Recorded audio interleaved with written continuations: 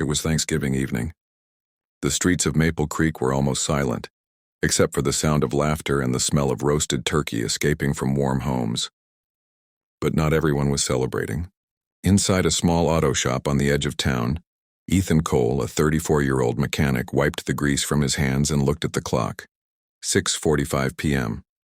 His mother had called 3 times already. "Ethan, honey, dinner's getting cold." "Everyone's here waiting for you," she had said in her sweet, tired voice. He'd promised he'd be there by 7. He reached for his jacket, ready to finally close the shop, when his phone buzzed again. But this time it wasn't family. It was an unfamiliar number. He hesitated for a second before answering. "Cole's Auto, Ethan speaking." On the other end, a woman's shaky voice broke through static. "Please, I'm sorry to bother you. We're stranded about 5 miles down Route 9. The car just died and we have 2 little kids with us. We've called everyone. No tow trucks available tonight." Ethan looked at the empty street outside. He'd been working since 7 a.m. All he wanted was a warm meal and his mother's pumpkin pie. But something about that voice, tired, frightened, yet polite, hit him in the chest. "All right, ma'am," he sighed, grabbing his toolbox again. "Send me your location. I'll be there in 20. He slid into his old pickup, the heater barely working, and drove into the darkness. The road was empty, the moonlight reflecting off patches of snow. About 10 minutes later, he spotted a minivan with hazard lights flashing on the shoulder. A man stood beside it, waving his arms. Inside, he could see a woman and 2 small children huddled under blankets.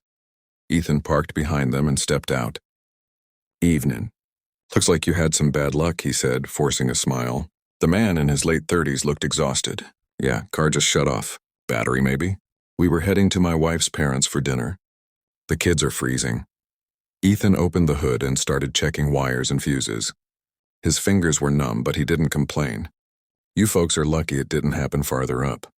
That stretch has no signal." He glanced at the kids in the back, a boy and a girl, both maybe under 10, holding stuffed animals and watching him with wide eyes. After about 30 minutes, he finally found the issue, a corroded battery terminal. Simple fix, but not in freezing weather. He cleaned it up, tightened connections, and got the engine running again. The family clapped in relief. The woman, almost teary, said, "You saved us. We didn't know what to do." Ethan smiled faintly. "Just doing my job, ma'am." The man reached into his wallet. "Please at least take something for your time." "You left your family on Thanksgiving for us." Ethan raised a hand. "Don't worry about it. Just make sure those kids get home safe, and that's enough for me." He turned to leave, but before he could step into his truck, the little girl ran up and handed him a small paper turkey she'd made from colored scraps. "Mom said we should always thank people who help us." "This is for you, mister." Ethan knelt and took it gently. "Thank you, sweetheart. I'll keep it forever." As he drove away, the sound of their laughter faded behind him, replaced by the hum of his old pickup. He missed dinner, sure, but for some reason his heart felt full. He had no idea that the family he helped that night wasn't just any family, and that the next time he saw them, the whole town would be watching. Stay tuned, because what happens next will shock everyone. And if this moment already warmed your heart, don't forget to like the video and subscribe to Kindness Tales Live, where true kindness always comes full circle. Sometimes the people you help in silence are the ones who'll make the loudest difference in your life. A week had passed since Thanksgiving. The paper turkey still sat on Ethan's workbench, edges smudged with grease, but it reminded him of that cold night and that grateful little girl. Business had been slow lately, and though Ethan never complained, the bills on his counter were starting to pile up. The auto shop, once run by his late father, was barely staying open. Still, Ethan believed in doing the right thing, because that's how his dad raised him. It was a gray Thursday morning. The air smelled like motor oil and rain. Ethan was finishing up a brake job when he heard a soft knock on the garage door. He looked up. That was unusual. Customers usually honked. He wiped his hands on a rag and pulled the door open. Outside stood a man in a dark wool coat, smiling politely. "Mr. Cole?" "Yeah, that's me," Ethan said. "Shop's open." "You need a repair?" The man shook his head. "Not exactly. My name's Michael Andrews. I'm looking for the mechanic who helped a stranded family last week on Route 9. That was you, wasn't it? Ethan nodded, a little confused. Yeah, that was me. Why? Michael smiled wider. That family was my sister, her husband, and their kids. They told me about what you did, leaving your dinner to help them. You didn't even charge them. Ethan shrugged modestly. It wasn't a big deal. Just doing what anyone would have done. Michael chuckled softly. Most people wouldn't, especially on Thanksgiving night. He glanced around the shop, the cracked walls, the flickering light above the workbench, the calendar from last year still hanging crooked. You run this place alone? Pretty much. My dad built it 30 years ago. After he passed, I took over. Times are tough, but I get by. Ethan smiled faintly. Guess kindness doesn't pay the bills, huh? Michael's expression softened. You'd be surprised. He reached into his coat pocket and pulled out a card. Listen, my company's expanding into this area. We're looking for local partners, reliable ones, the kind of people who care about others. Maybe we could talk business sometime. Ethan took the card, reading it aloud. Andrews Automotive Group. Wait, that Andrews Automotive? The nationwide chain? His eyes widened slightly. Michael just smiled. That's the one. My family owns it. Ethan blinked, speechless for a moment. The people he'd helped, the stranded family, were Andrews, the owners of one of the biggest auto companies in the country. He'd spent years fixing rusty pickups and old sedans for pennies, never realizing that fate had put him face to face with the very people who could change everything. I had no idea, Ethan said finally. I just wanted to help. Michael nodded. And that's exactly why we're here. He handed Ethan a sealed envelope. My sister insisted you take this. She said it's a small thank you for what you did that night. Ethan hesitated. Sir, I really can't, Michael interrupted gently. Just open it when you're ready. He gave a friendly nod and walked back toward a black SUV parked outside.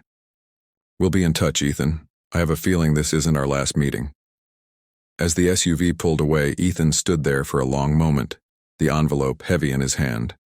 He finally tore it open. Inside was a handwritten note. Thank you for saving our family. Some acts of kindness can't be repaid with money, but this is a start. Beneath the note was a check. Ethan's heart skipped a beat when he saw the amount, $25,000. He sat down on a crate, speechless. His first instinct was to return it, but then he thought of his father's old words. When good comes back to you, son, don't push it away. It's just the world saying thank you. That night, Ethan didn't sleep much. He kept thinking about the Andrews family, about Michael's visit, and about the strange way life rewards kindness when you least expect it. What he didn't know was that this was just the beginning, because what Michael had planned next would not just change Ethan's life, but the whole town's. Sometimes one good deed plants a seed that grows into something far bigger than you ever imagined. 3 days after Michael Andrews' visit, Ethan's shop felt strangely quiet. The check still sat on his counter untouched. Every time he looked at it, he felt both hope and guilt fighting inside him. He didn't help that family for money. He helped because it was the right thing to do. And yet that check could save his father's shop from closing. He'd been avoiding the bank, unsure what to do. That afternoon, as the sun sank low behind the trees, a convoy of sleek black vehicles rolled up outside the shop. Ethan wiped his hands and stepped out, his heart racing. The door of the lead SUV opened, and to his shock, out stepped Michael Andrews, dressed in a sharp gray suit, followed by a woman Ethan recognized instantly, the same woman he'd helped that cold Thanksgiving night. Behind her were her husband and the 2 smiling children. Mr. Cole, Michael called warmly, walking up with a handshake. Hope we're not interrupting anything. Ethan blinked. Not at all. Just didn't expect, well, all this. The woman smiled kindly. We wanted to thank you in person, properly this time. You didn't just fix our car, Mr. Cole. You gave us hope that kindness still exists. My children still talk about you. The little girl stepped forward shyly, holding a new paper turkey. I made another one, she said. Ethan knelt down and smiled, his heart melting. Thank you, sweetheart. I'll keep this one next to the first. Michael cleared his throat. Ethan, my family's been talking. We were all moved by what you did.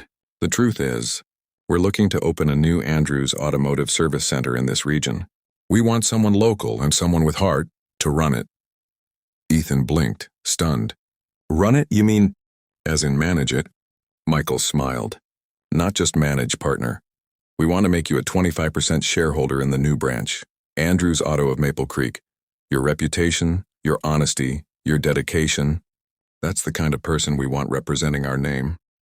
For a long moment, Ethan couldn't speak. The sound of the highway in the distance, the gentle laughter of the kids, it all faded behind the rush of disbelief. Sir, I'm just a small-town mechanic. I'm not a businessman, Michael nodded. Neither was my father when he started. But he believed that good people make good business. We'll handle the logistics. You handle the people. You've already proven you care about them. Ethan's hands trembled slightly. Why me? You could hire anyone.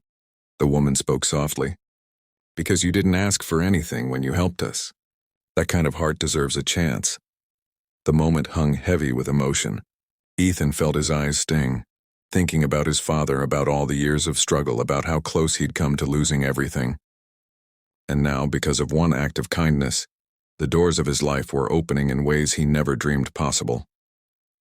He finally managed a quiet, I don't know what to say. Michael patted his shoulder. Say yes. Then get ready to make this town proud. The group shared smiles and the children clapped excitedly. Ethan looked up at the old sign above his garage, Cole's Auto Service, faded and cracked but full of history. If I do this, he said, the name stays. My dad built it. I want his name to live on. Michael grinned. Deal. Andrews Cole Automotive has a nice ring to it.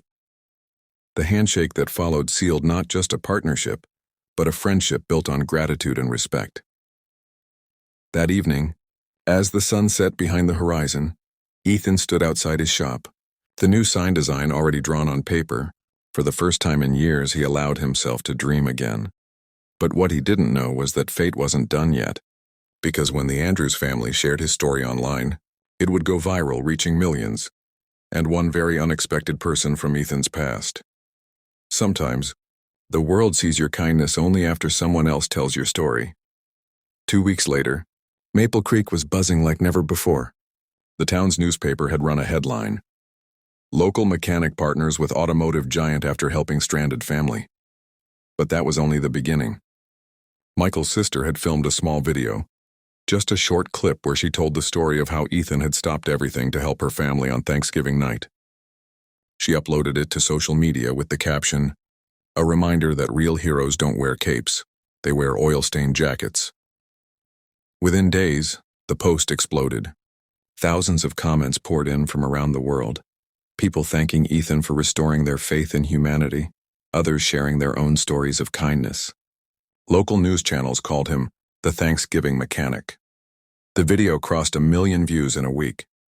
Ethan, who'd spent his life working quietly behind garage doors, suddenly found himself in the spotlight. At first, he didn't know how to react. He wasn't used to attention.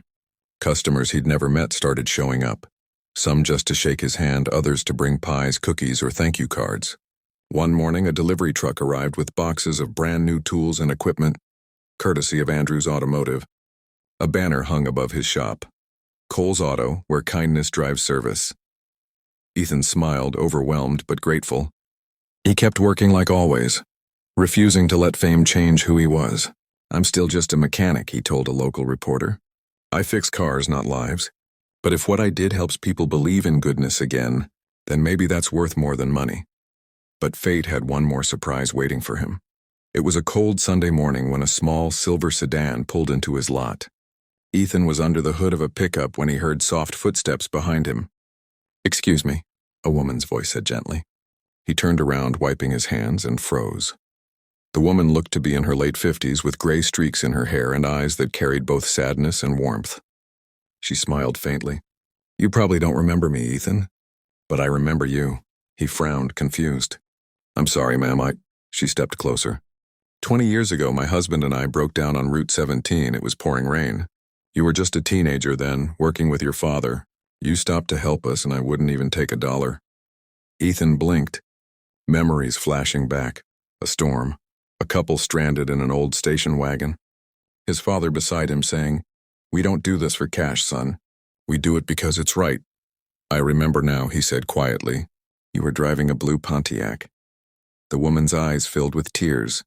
That's right. My husband passed away last year. But before he died, he told me to find you someday, to thank you properly. She handed him a sealed envelope, her hands trembling. He said kindness like yours shouldn't be forgotten. Ethan took the envelope gently. Inside was a letter and a small locket with an engraving. Kind hearts leave the longest marks. He looked up, touched beyond words. Thank you, ma'am. This means more than you know. She smiled softly. No, Ethan, thank you for reminding us all that even in a world that's rushing ahead, there are still people who stop to help. That afternoon, after she left, Ethan sat quietly in his shop, the letter and locket beside the paper turkeys the children had made for him. He realized something powerful, that every small act of kindness, no matter how forgotten, ripples through time in ways we can't imagine. Later that evening, Michael called. Ethan, you might want to check your phone. The video just hit 10 million views. You've gone global, my friend. Ethan laughed softly, shaking his head. Guess I'll have to fix cars faster now. But deep inside, he wasn't thinking about fame or money. He was thinking about his father's words, about all the people whose lives he'd unknowingly touched, and how one night of selflessness had changed everything. What you give to the world in kindness always finds its way back to you, sometimes in ways you'd never dream. Months passed and Maple Creek began to change. What used to be a quiet little town with a fading garage was now home to the newest Andrews Cole Automotive Center, a modern, glowing building that still carried the warmth of Ethan's old shop. On opening day, the entire community gathered around. Banners hung high, local news cameras rolled, and even the mayor attended. But Ethan didn't care for the attention. He stood quietly near the entrance, wearing his old grease-stained jacket, because it reminded him where it all began. Michael Andrews took the stage and said, "This center isn't just about cars. It's about people, and about a man who showed us that the smallest act of kindness can ignite hope across the world. Today we honor Ethan Cole, not for fixing engines, but for fixing hearts." The crowd erupted in applause. Ethan smiled shyly, nodding his thanks. When it was his turn to speak, he stepped up to the mic, his voice humble but steady. "I don't really know how to make big speeches," he began. "I'm just a mechanic who got lucky helping the right family. But if there's one thing I've learned, it's that kindness isn't luck and it's a choice. Every day we all get the chance to make someone's life a little easier. That's what my father taught me, and that's what I'll keep doing." The audience was silent, hanging on every word. Ethan's mother stood in the front row, tears in her eyes, holding his father's old wrench like it was a trophy. The two kids he'd helped on Thanksgiving waved from the front with their handmade paper turkeys, now framed and hanging in the new lobby. After the ceremony, people lined up to meet him, shake his hand, and thank him for being an example. But in the middle of all the excitement, Ethan slipped away for a moment and walked down the street to his old shop. Now quiet, the sign faded. He opened the door and stepped inside. Dust danced in the light pouring through the windows. On the counter lay his father's photo, smiling in his usual proud way. Ethan whispered, "We did it. Dad, the shop's alive again, and your name's on the door." He stood there for a moment, breathing in the smell of oil and memories before heading back to the new center. As he stepped outside, Michael caught up to him. "We've got something else for you," Michael said with a grin. He handed Ethan a folder. Inside were plans for a training program called Hands of Hope, a foundation under Ethan's name that would provide free car repairs for single parents, veterans, and struggling families. Ethan's eyes widened. "You're serious?" Michael nodded. "Dead serious. You inspired it. You'll run it?" Ethan swallowed hard, emotion catching in his throat. That's more than I ever dreamed of." Michael smiled. "You earned it." Word spread quickly about the program, and before long, people from neighboring towns were driving in not just for car repairs, but for hope. Ethan hired young mechanics, trained them not just in fixing cars, but in treating every customer like family. The walls of the new center filled with thank you letters and photos, from soldiers, mothers, truckers, and travelers, all touched by Ethan's kindness. One evening, as the sun painted the sky orange, Ethan closed the garage for the night. He leaned against the doorway, looking at the glowing sign, Andrews Cole Automotive, driven by kindness. He smiled, remembering that cold Thanksgiving night, The phone call, the frightened family, and the little girl's paper turkey. He took the small paper craft from his pocket, worn, folded, and taped over the years. He looked at it with a soft smile. "Funny," he said quietly, "how one good deed can change a whole life." The wind blew gently, carrying the smell of roasted turkey from a nearby home. This time he wasn't missing dinner. He was heading to one, surrounded by family, friends, and a whole community he'd unknowingly changed forever. And that, friends, is how a simple mechanic turned one night of kindness into a legacy that still inspires millions. If Ethan's story touched your heart, make sure to like this video and subscribe to Kindness Tales Live, where every act of goodness tells a story worth sharing. Because kindness always comes full circle.